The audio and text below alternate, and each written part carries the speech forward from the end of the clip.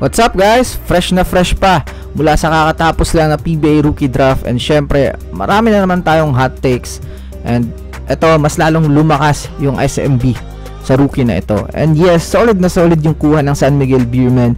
Yan yung pag-uusapan natin ngayon.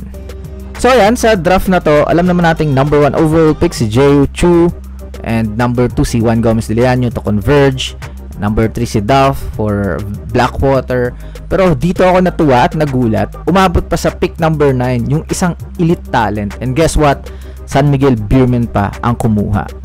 SMB selected Chris Miller, at grabe no, kahit kaming nanonood dun ng live sa MOA, nagulat din talaga.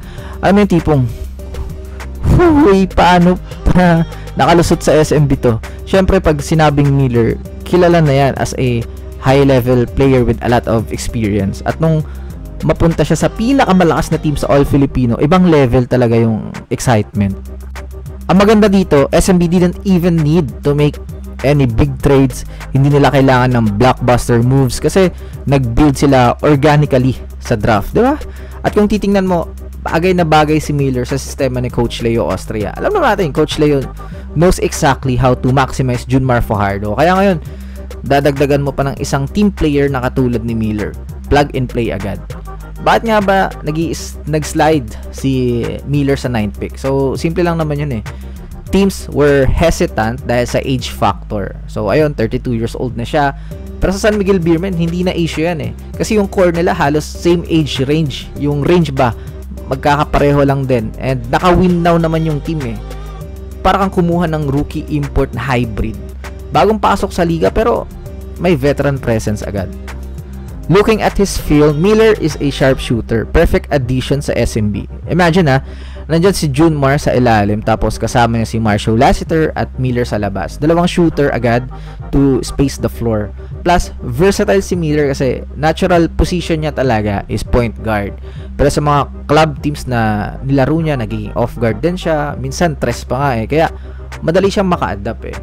Hindi siya pilit sa mga tira. Alam niya kung kailan papasa. Alam niya kung paano tatakbuhin yung plays. So, kumbaga, system player siya.